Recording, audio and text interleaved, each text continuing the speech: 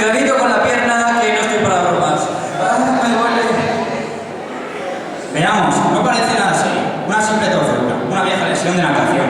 Un poco de reposo y como nada. La edad, que no perdona. Pero Matías, quédate un ratito. Qué ilusión me hace ver después de tanto tiempo. ¿Me habéis invitado a ningún profesor?